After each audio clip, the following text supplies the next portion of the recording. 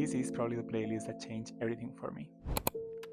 Hey, I'm Xavi and I use playlists as a way of journaling. And right now it's quite late, but I was working on my website where I have my playlist personal archive where I share my playlists, the stories behind them, and also how each playlist helped me to go through different moods or moments of my life and how I curated them in an intentional way. And the first entry of my archive is probably the most important playlist I have ever created. It's called Changing Xavi. And as I was saying, this is a playlist that started everything. Not just my biggest change in life, but also the way I use playlists. So we need to go back in time. It was 2020, no big news, but a shitty year, not only around the world, but also personally. I was going through a burnout episode and I was really struggling with life. After a few months, my therapist gave me kind of a task, which was to create a soundtrack for my healing process. And this task changed everything. I mean, shout out to my therapist, he's the best. With this one task, something really clicked on me on the way I approach playlists. Creating this playlist made me realize how I had been using music to feel understood, process emotions, changes, learnings, and inspired me to take action. Because actually this playlist helped me to move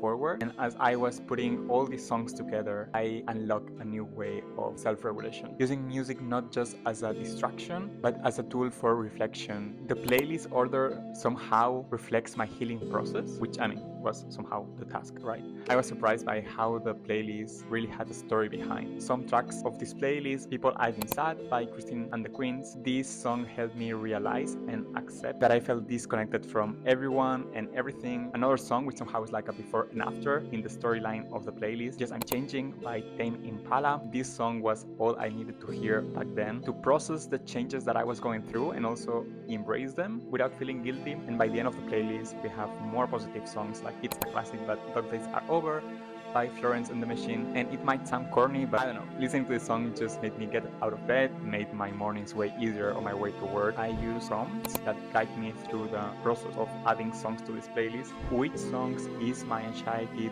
during my morning commute? What songs talk about change? And how do I want to feel once this phase is over, and which songs make me feel that way? It felt so comforting back then to listen to this playlist and see my healing process and how music, and especially this playlist, was part of it. Since then, I have been using playlists in a really reflective way. So if this story resonates with you, I would recommend giving it a try. Create your own playlist to capture what you are going through. And if you have already used playlists in a similar way, I would love to hear your story. I will be sharing more personal playlists and the story behind them. So if you wanna know more about them or more about me, I will appreciate if you follow me. Ciao!